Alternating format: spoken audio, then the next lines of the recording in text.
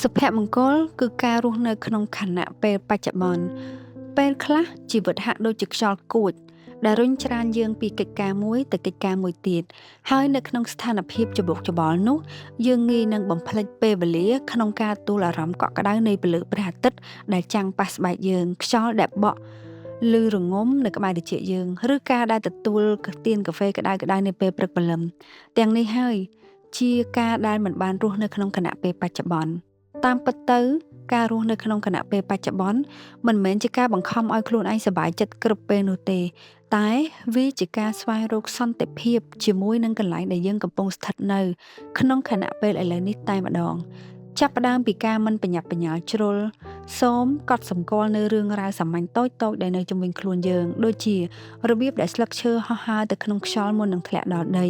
សំណើចចេញពីសំឡេងសន្ទនាដែលនៅជិតៗអ្នក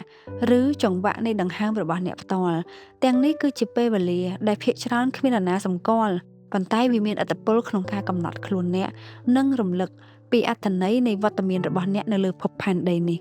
នៅពេលដែលចិត្តរបស់អ្នកចាប់ផ្ដើមប្រណាំងជាមួយនឹងការព្រួយបារម្ភពីអនាគតឬការសោកស្ដាយពីអតីតកាលចូលនាំវាមកបច្ចុប្បន្នវិញដោយថ្នមហើយចាំថាវាមិនអីទេបើសិនបើអ្នកបង្វែងទៅឆ្ងាយព្រោះនេះជាធម្មជាតិរបស់ចិត្តអ្វីដែលសំខាន់គឺជំរើសរបស់អ្នកដើម្បីនាំវាត្រឡប់មកវិញម្ដងហើយម្ដងទៀតរាល់ពេលដែលអ្នកបង្វែងនៅពេលដែលអ្នកមានអារម្មណ៍ធុញថប់ឬជាប់គាំងនៅក្នុងខួរក្បាល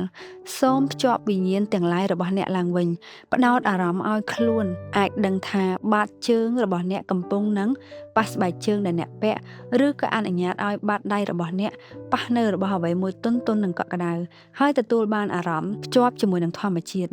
ចូលតភ្ជាប់វិញ្ញាណនិងអារម្មណ៍របស់អ្នកទៅនឹងខួរក្បាលដើម្បីឲ្យចិត្តរបស់អ្នកត្រឡប់មកក្នុងខ្លួនវិញដោយរំលឹកខ្លួនឯងថាអ្នកកំពុងរស់នៅក្នុងពេលបច្ចុប្បន្នហើយកុំវាយតម្លៃឬមើលងាយខ្លួនឯងបើសិនបើការប្រមូលអារម្មណ៍មកក្នុងពេលបច្ចុប្បន្នវិញវាលំបាកមិនមែនជាអ្វីដែលអ្នកចេះស្ទាត់ថ្ងៃខ្លះយើងអាចនឹងមានអារម្មណ៍ថាវាពិបាកប៉ុន្តែយូរអ្នកនឹងមានអារម្មណ៍ថាកាន់តែងាយស្រួលក្នុងការកាត់សម្គាល់និងធ្វើរឿងតូចនេះបន្តិចម្ដងអញ្ចឹងយើងគ្រាន់តែរៀនសង្កេតពីព្រោះនៅពេលដែលថ្ងៃខ្លះចិត្តគំនិតអារម្មណ៍របស់យើងនឹងវង្វេងយើងគ្រាន់តែកត់សម្គាល់បានដឹងថាវាកំពុងតែវង្វេងយើងគ្រាន់តែប្រាប់ខ្លួនឯងថាវាមិនអីទេព្រោះយើងបានដឹងខ្លួនថាវាកំពុងវង្វេងយើងក៏ទាញខ្លួនឯងត្រឡប់មកវិញទោះបីជាវាមិនអត់ខ្ចោះតែយើងអាចចាប់ផ្ដើមធ្វើវាបានពេលខ្លះការសម្រាកហើយដកដង្ហើមវែងគឺគ្រប់គ្រាន់ក្នុងការរក្សាលំនឹងចិត្តរបស់អ្នកហើយពេលណាដែលអ្នកវង្វេងសូមរំលឹកខ្លួនឯងថាបច្ចុប្បន្នជាពេលវេលាដែលអ្នកអាចគ្រប់គ្រងបានពេញលេញជាងគេគឺពេញលេញជាងអតីតកាលអនាគតកាលនិងពេលវេលាណាទាំងអស់សូមរស់នៅក្នុងខណៈពេលនេះគឺខណៈពេលបច្ចុប្បន្នអរគុណសម្រាប់ការតាមដានស្ដាប់ប្រសិនបើអ្នកទាំងអស់គ្នាចូលចិត្តคลิปវីដេអូរបស់នាងខ្ញុំហើយចង់គាំទ្រអ្នកទាំងអស់គ្នាអាចធ្វើការគាំទ្រនាងខ្ញុំតាមរយៈការ download app Sastra Film